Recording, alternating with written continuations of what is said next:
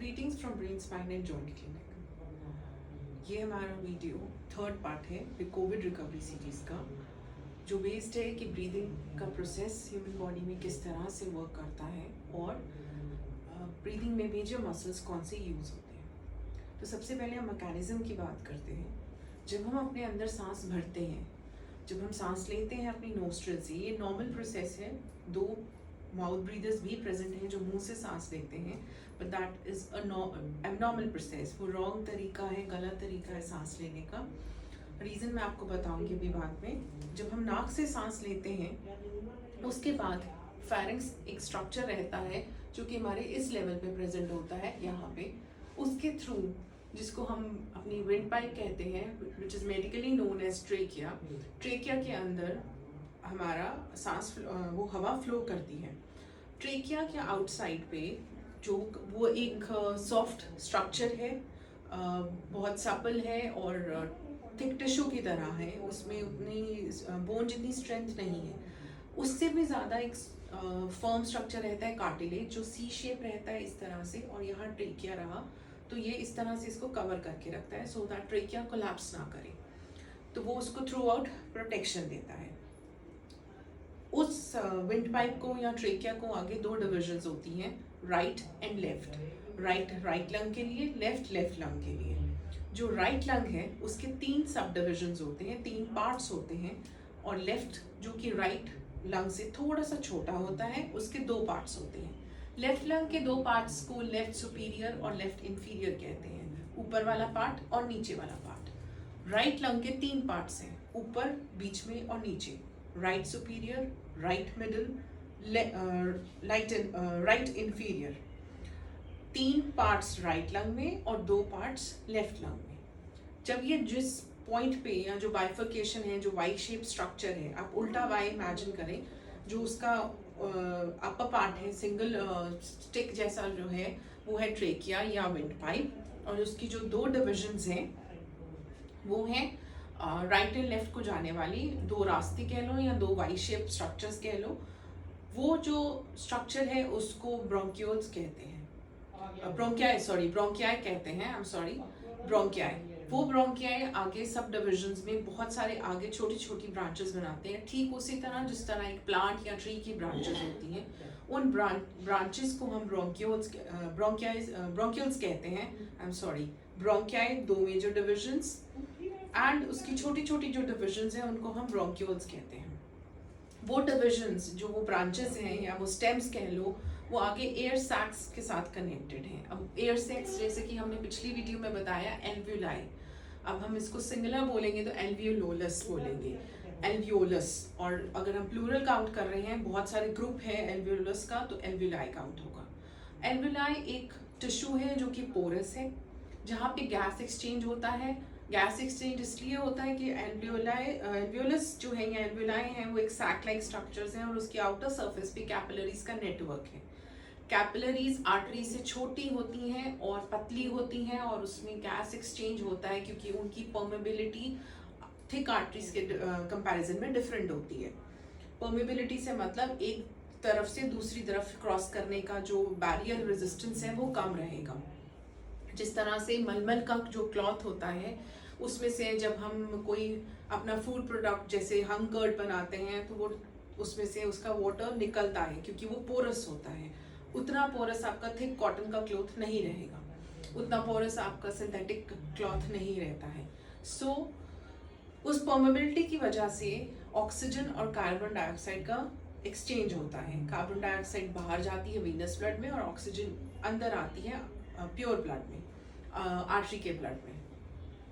वहाँ पे gas exchange हुआ, O2 ब्लड में चलेगी, आरबीसी के साथ में जो हीमोग्लोबिन प्रेजेंट था, एचपी प्रेजेंट था, उसके साथ वो कंटैक्ट में आई। 4 यूनिट्स एक एचपी ने कैच किए, वो ब्लड में ब्लड के थ्रू वो बाकी सारी बॉडी में पंप हो गई। अब वो पंपिंग मैकेनिज्म कहाँ से आएगा? जब हम सांस भर रहे हैं तो जो हमारा डायफ्राम है, जो कि डोम शेप स्ट्रक्चर रहता है, वो एक ठीक हमारे रिब केज के नीचे इस तरह से प्रेजेंट है, और वो एक ट्रैम्पोलिन की तरह होता है। वो नीचे और ऊपर, उसमें अपनी एक एफर्ट है या कैपेसिटी है कि वो इसे पंप कर सकता है, जिस तरह से ट्रैम्पोलिन पंप होता है नीचे और ऊपर। बाउंस कैपेसिटी जो उसका रहता है। जो डायफ्राम जब नीचे जाएगा तो लंग्स एक्सपैंड करेंगे, जब वो एक्सपैंड करेंगे तो उनमें वो प्योर ब्लड जिसमें ऑक्सीजन प्रेजेंट है वो उसमें भरेगा एंड देन वो बाकी बॉडी में कैपिलरी नेटवर्क एंड आर्टरीज के थ्रू डिफ्यूज होगा और पूरी बॉडी में पहुंचेगा। जब वापस पंप होगा ब्लड, जो यूज्ड ब्लड है जिसको हम वेनस ब्लड बोलते हैं, उसका ऑक्सीजन का मात्रा बहुत कम होगा या ना के बराबर होगा। जब वो बाकी ऑर्गन से बाकी बॉडी से, जिनको हम कहते हैं पेरिफेरी से, वापस लंग में पंप होगा, उस टाइम पर लंग्स डिफ्लेट करेंगे। डिफ्लेट करेंगे मतलब कि जो प्रेशर चेंज होगा नेगेटिव पॉजिटिव का, नेगेटिव प्रेशर कम बनेगा, जितना इनहेलेशन के टाइम पे बना था उतना नहीं। उसकी वजह से ड्रॉप डाउन होने से वो डिफ्लेट करेगा और कार्बन डाइऑक्साइड की फॉर्म में हम उसको एक्सेल करेंगे थ्रू आवर माउथ और and through our nostrils. Mouth breathers या माउथ यूज करने के लिए इनहेलेशन या एक्सेलेशन फेज में that is a wrong technique. Though, जब हम डीप ब्रीदिंग कराते हैं तो हम इनिशियली जब हम सिखाते हैं डीप ब्रीदिंग तो हम इनहेलेशन तो नोस्ट्रिल से करते हैं लेकिन एक्सहेलेशन हम माउथ से करते हैं। बट हम नॉर्मल सेटिंग्स में इनहेलेशन एंड एक्सहेलेशन दोनों नोस्ट्रिल से करते हैं। लेकिन रिलैक्सेशन के लिए या कोविड में जो हमने डीप ब्रीदिंग करनी है, या हम अगर मेडिटेशन में करते हैं इनिशियली, या हम ब्रीदिंग टेक्निक्स आपको कामिंग टेक्निक्स में जब यूज होता है या ड्यूरिंग पेन यूज होता है, then we use our mouth but in different form, जो कि हम नेक्स्ट वीडियो में देखेंगे। ये था हमारा इनहेलेशन एक्सहेलेशन का प्रोसेस और नॉर्मल ब्रीदिंग मैकेनिज्म कैसे वर्क करता है। जो इसके 3 मेजर लेवल्स पे मसल यूज हो रहे हैं। सबसे पहले मैंने बताया कि डायफ्राम, जो कि डोम शेप स्ट्रक्चर है ठीक हमारी रिब्स के नीचे और ट्रैम्पोलिन की तरह रहता है।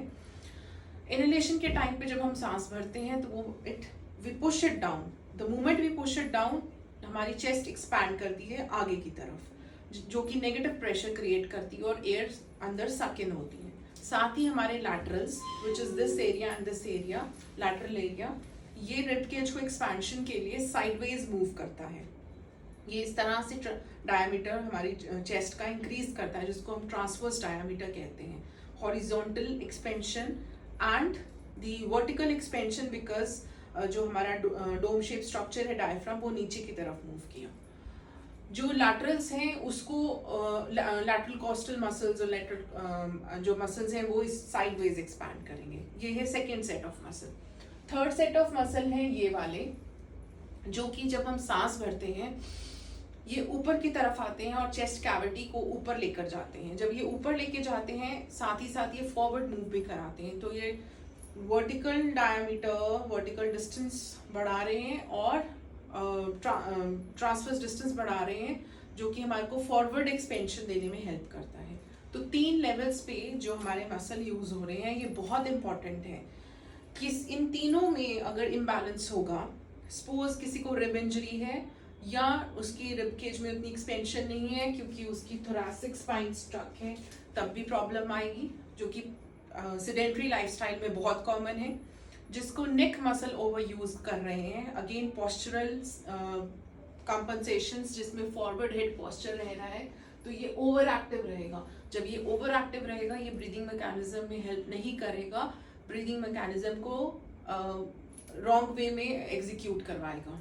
इसी तरह जब डायफ्राम आपका इनएक्टिव है because of the previous injuries, scars, surgeries, obesity, weak core, weak abdominal muscles, weak pelvic floor, low back pain or any other disease, तो भी डायफ्राम काम नहीं कर रहा है तो भी इम्बैलेंस क्रिएट होगा। तो वो लोग बनते हैं they are not the diaphragm, they are not doing the diaphragmatic breathing, they are just using the upper portion of their chest and doing this kind of breathing,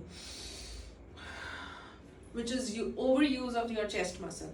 ये सेकेंडरी मसल्स हैं, ये और ये प्राइमरी मसल में count हो रहा है। जो ये डोम शेप मसल है ये प्राइमरी मसल है, ये सेकेंडरी मसल है। जब सेकेंडरी मसल आपको ज़्यादा काम करवाने के लिए मजबूर करेगा या सेकेंडरी मसल ज़्यादा यूज़ हो रहा है और प्राइमरी यूज़ नहीं हो रहा है, तो वो एक एफिशिएंट ब्रीदिंग पैटर्न नहीं है। जब एफिशिएंट ब्रीदिंग पैटर्न नहीं है तो ऑक्सीजनेशन लेवल्स बहुत अच्छे नहीं रहते हैं।